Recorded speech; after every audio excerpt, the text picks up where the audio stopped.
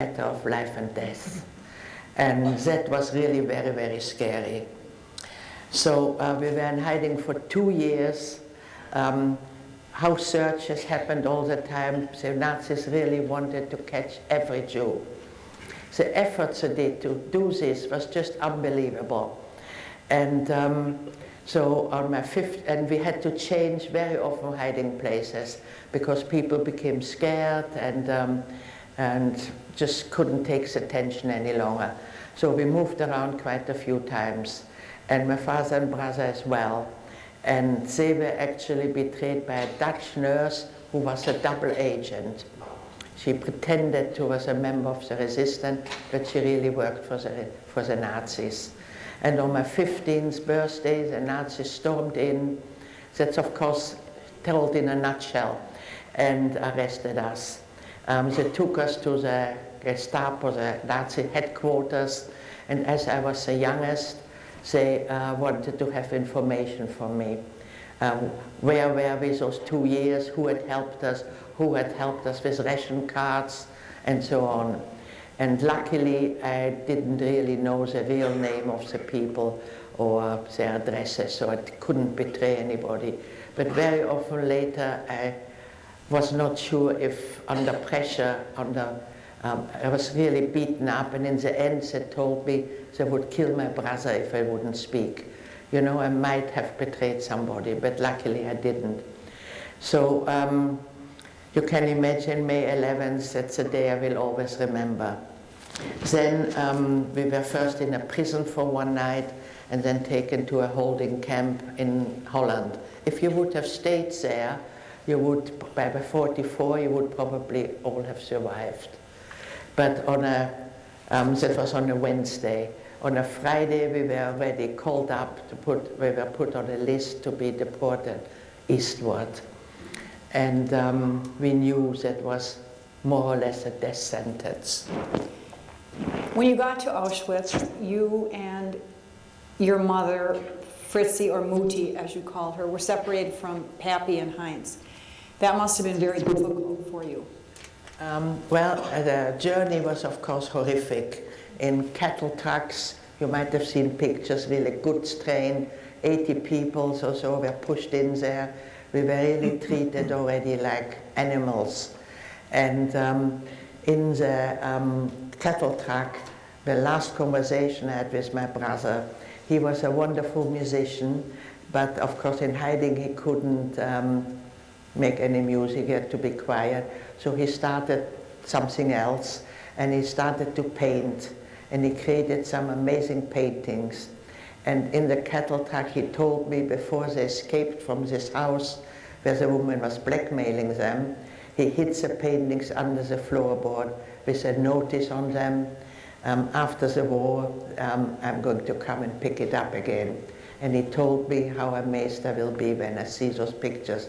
My father apologized with tears in his eyes, said from now on he can't protect us anymore. If you are a parent and you have no power anymore to look after your family, you can imagine how tragic that is. So, so arriving in Auschwitz, we didn't tell you, of course, where we were going, but eastward was bad news. And we knew there were about 300 concentration camps and death camps in Germany and Poland. And Auschwitz was the worst one. And we knew that there were gas chambers.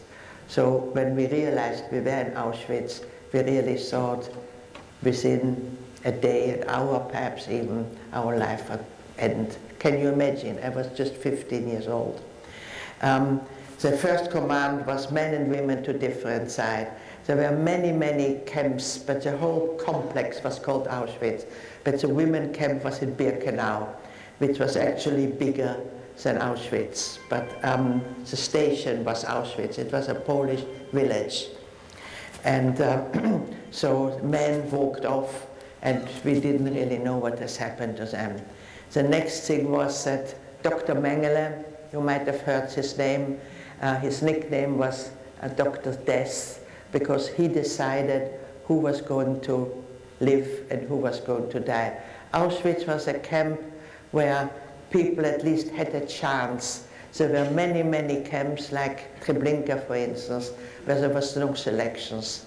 And everybody who arrived there marched through a channel right into the gas chamber. And many transports from Holland went to this camp. But in Auschwitz, but we didn't know that you had a chance there. But a selection was taking place right away at arrival. And this Dr. Mengele appeared, surrounded by soldiers with machine guns and vicious Alsatian dogs.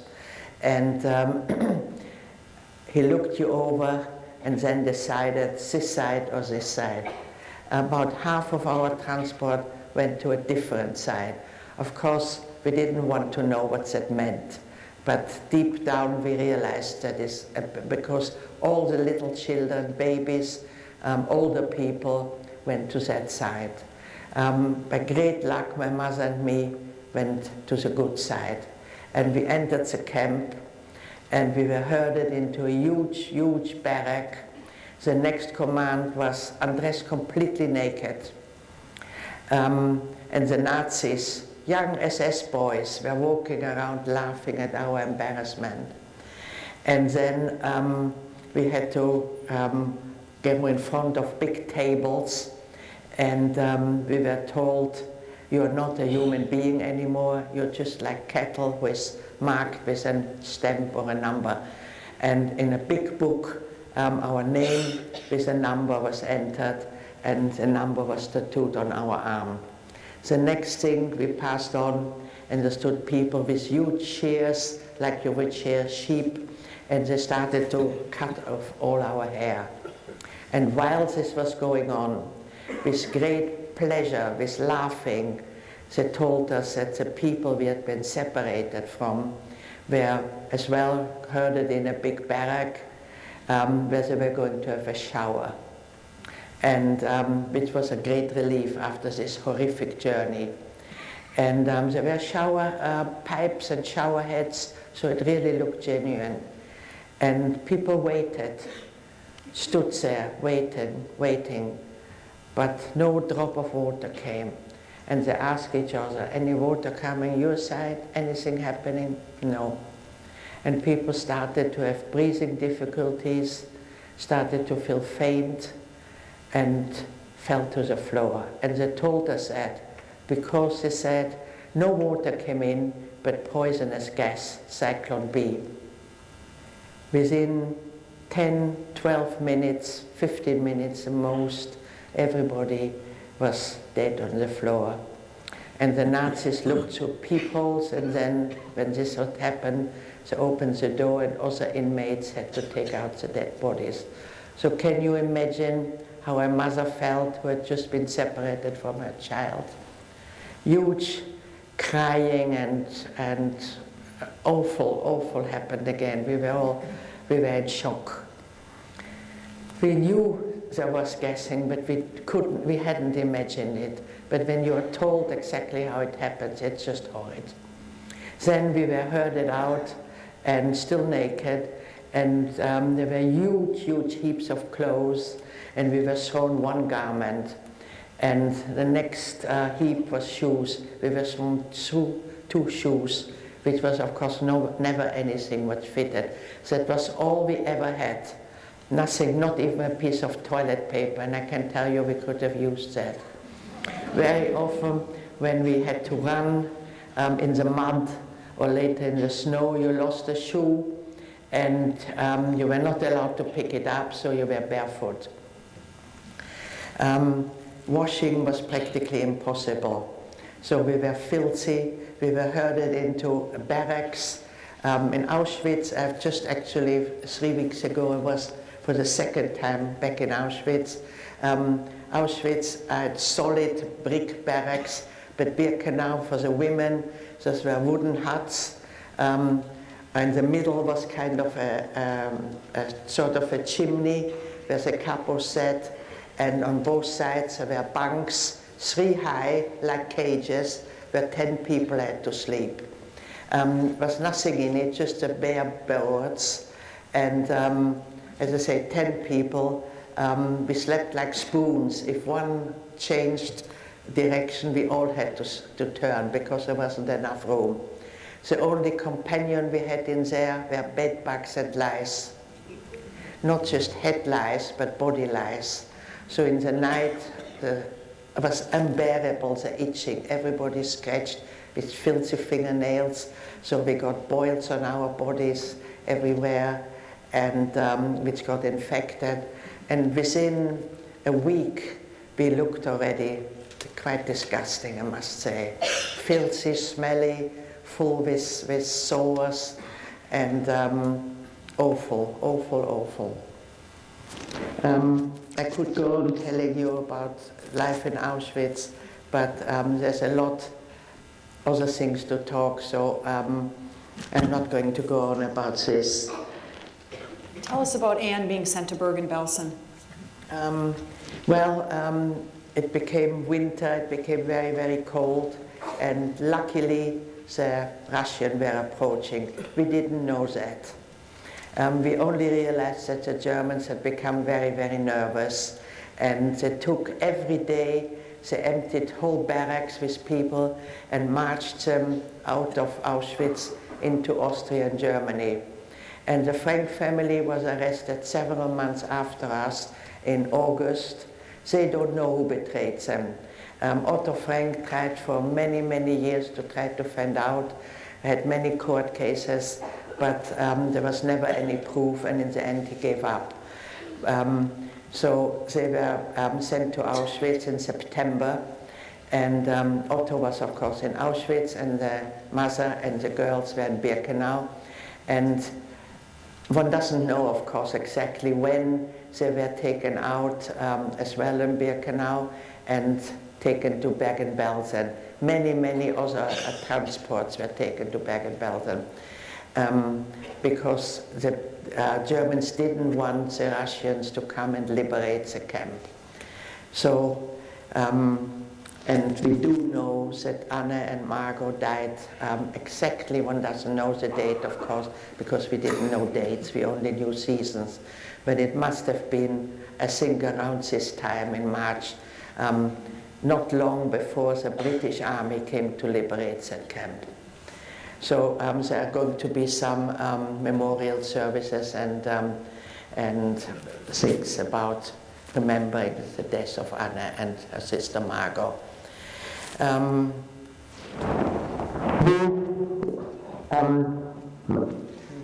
don't know, it's when I move it seems to... my mother and me, by luck, really by luck again, didn't go on those transport, and we stayed behind. And this is, I mean, it sounds controversial to stay behind in Auschwitz saved our lives, because we would certainly not have made any of those marches out of Auschwitz. After the war, these were called the death marches, and tens of thousands of people perished. Auschwitz was liberated by the Russians January 27th, 1945. And you found out that Otto Frank was alive. How did you know that? Well, one day we woke up and camp was very, very silent. We went out, there was nobody around. All the Nazis with a lot of more inmates, the dogs, everything had gone. And we were actually 10 days on our own till the Russians came. And it was just one scout came first, and before the army was coming, he had to investigate if they had to fight or if they just could enter. And so he couldn't give us any help, but eventually, another few days later, more soldiers came with a field kitchen and with horses, and they stopped there overnight and cooked for themselves and for us a wonderful cabbage soup, very greasy with pieces of bacon in it, but the smell nearly drove us mad. And they gave us so tin mugs and big bowls actually, and we just ate and ate and ate. We hadn't had any proper food for months. And but I can tell you, I've never spent such a painful night on a bucket, because the food went straight through me. and we realized how careful we had to be with eating. And in the morning, people had died just from overeating because the body didn't have the strength to digest that food. So, and the soldiers left again because they were pursuing the Nazis. And I decided I would go to the main Auschwitz camp to try to find my father and brother.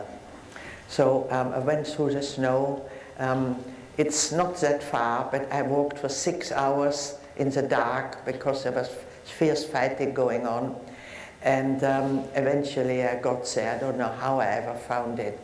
And the Russian had made their headquarters because, as I say, it was more a solid kind of camp. And there were all the barracks, and I asked if I could go and have a look. And I looked everywhere, and there were as well about 300-400 people left there. And I came across 2 people who I'd known in Amsterdam, and one of them was Otto Frank. We barely recognized each other, but I said, I think you're Otto Frank, and he said, yes, yes.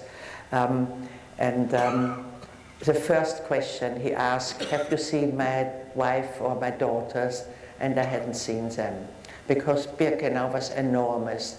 But he had seen my father and brother, and he told us that they were here, but just before the Russians came, they went with the Germans. So at that time, I had great hopes that they would still be alive. I was actually quite convinced. And as well, you know, we thought that was January, the war will finish very, very soon. The Russians are already in Poland. Within perhaps a few days, they will be in Germany, and that will be the end. But Hitler was, of course, very much afraid of the Russians, and he organized armies. They took many 15, 16-year-old boys had to join the army, and they really had big fighting in Poland and in Germany as well, in Berlin. And so the war went on actually till May, so another 4 months still. And the Russians decided it wouldn't be safe for us to stay in Auschwitz, and they took us eastward. We couldn't go back to the west yet. And we traveled for 4 months with the Russian, through Russia, through Poland, through the Ukraine, and we saw unbelievable devastation. The Germans had burned down every town, every field. There was just nothing standing. And the Russians, you might have heard bad things about the Russians, obviously, that when they went to Berlin, they looted and raped and shot people because they revenged themselves for the loss of their own towns and their own people. But they treated us with respect. They fed us, they gave us even Russian uniforms, because we're still actually in rags, and really no complaints whatsoever. And eventually we ended in Odessa, the Ukraine, and waited there for the end of the war. And only then did we really celebrate and realize that we had survived. When did Otto learn that his family had perished? Well, then was another long journey back through the Mediterranean, through France, till eventually we ended up in Amsterdam. And there we waited for news of our family. And every day people came from Germany, from Poland, from the displaced people camps, and everybody put adverts in the papers. You went round to ask, have you seen this person? Do you know anything? Took many weeks till we got information. Otto found several people who had been in Bergen-Belsen with his daughters, who had been before with them in Amsterdam, who knew them, and he heard the terrific news that this whole family had perished. He was 57 years old at the time, and he looked terrible. We got a notification, a very informal letter from the Red Cross telling us that both my father and brother had perished in Mauthausen, in this horrific Austrian death camp, several days before the American army came to liberate the camp. The south of Germany and Austria was liberated by the Americans. So that was for my mother and me the last straw. You know, I had survived Auschwitz because I had hope, and I really expected that if I survive, my whole family will survive. But when that was shattered, I just, that was really the worst. Over my own suffering, I got over eventually, but the loss, I just never got over. How did Otto and your mother get reacquainted? Well, Otto, he stayed with me, Gies, which was one of the helpers, because his apartment was occupied by other Dutch people. I told you we had a furnished apartment belonging to Christian people, so they let us back in again, which was a blessing, so we could go back there. And Otto stayed with me, Gies, which was one of the women who actually found the diary. And she hadn't given it to Otto till he knew that Anne wouldn't return, because she intended to give it back to Anne. But only when he told her that Anne would never come back did she give it to him. And so after he had heard the news, a few days later he came to us again and had a brown parcel, I remember it very clearly, a brown parcel under his arm, and opened it very, very carefully and said, I must show you something amazing. And he opened it, and it was Anne's diary. And he said, I must read you a few things. And he started to read, but he always burst into tears. It was too emotional for him. It took him 3 weeks to read it all. And then he told us, you know, I didn't even know my own child. He knew, of course, she was writing a book, but he had no idea what she wrote and about all the wise things which he wrote about. He was really quite amazed about it. And he had no intention really in publishing it, because, you know, a diary is quite private, and Anne had actually, unfortunately, a very bad relationship with her mother at the time, and she writes about that. And his wife was dead, so he didn't really want to share that with the world. So, but he was so proud of it, he showed it to everybody. And people encouraged him he should publish it, which he did eventually. And, but you know, after the war, everybody had suffered and people didn't really want to know too much. But the diary is not really a Holocaust book. So, but it wasn't really a success in the Netherlands, and nor in Germany, as you can imagine, not in France, not in England. But when it was published in 1952 in America, it became an immediate bestseller, because Meyer Levin, that's another long story, he wrote an article in the New York Times about this wonderful book. And the peculiar thing was that Otto tried to get it published in America, of course, and many publishers turned it down. And Doubleday eventually said, well, we take a chance on it. Can you imagine how sorry all those other publishers were? Because this became an immediate bestseller, and I don't know how many millions of copies they've printed and sold.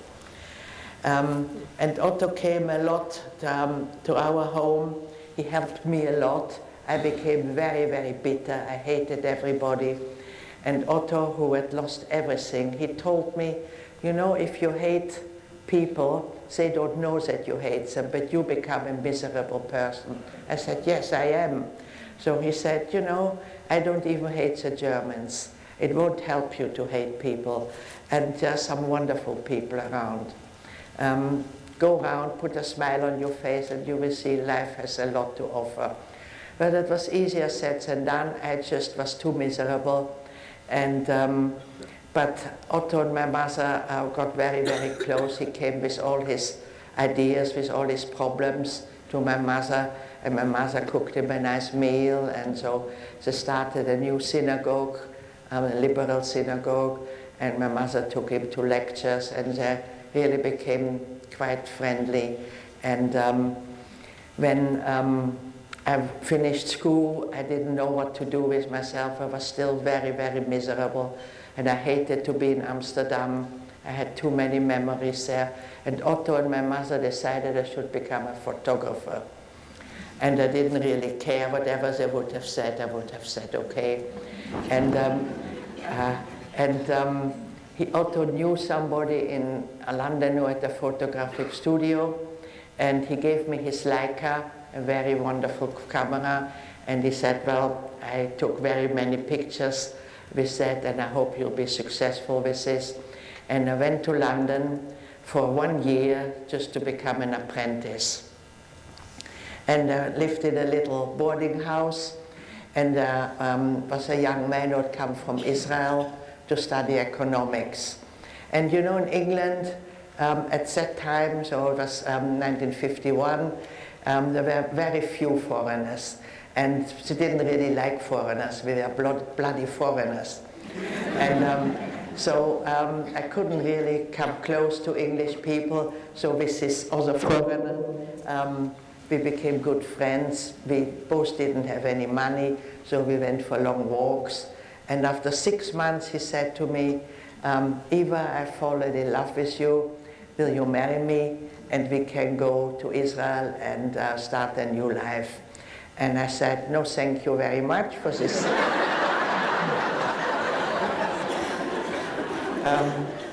But I'm here just for 1 year, and after this year is finished, I go back to my mother because I have a widowed mother, and as you can imagine, we were very, very, very close. So he thought, well, he paid his time. I'm sure he'll be luckier next time when he asks me again. And then Otto Frank came over, and because he kind of looked a bit after me, and I told him that I met a young man, and he asked me to marry him. I didn't really know him very well, but and he said, well, you know, your mother and me have fallen in love as well, and once you get settled, we like to get married. So I went to this young man and said, well, you know, you can marry me now.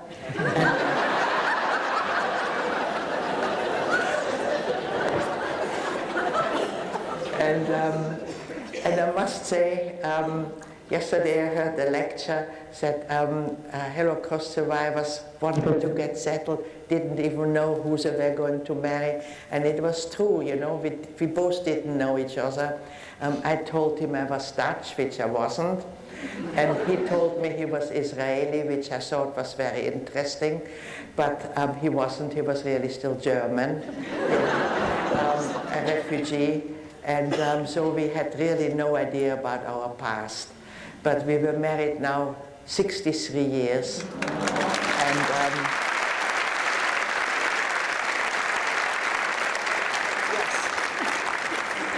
so obviously it was a right choice.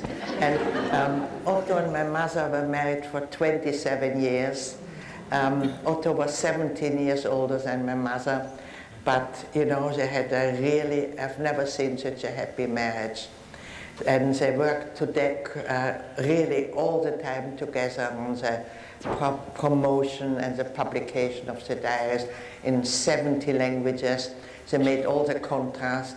They met many, many, many people. They had an enormous correspondence with people who had read the diary, written to them, and every letter was answered in great details, and then of course the people answered back, so I had an enormous correspondence. My mother typed all the letters, Otto just put his signature under, and they discussed everything together, every sentence was talked about.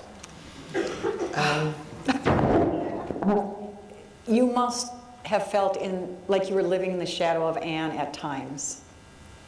Yes, I must admit that. You know, I was always introduced, not who I was, but Anne Frank's stepsister.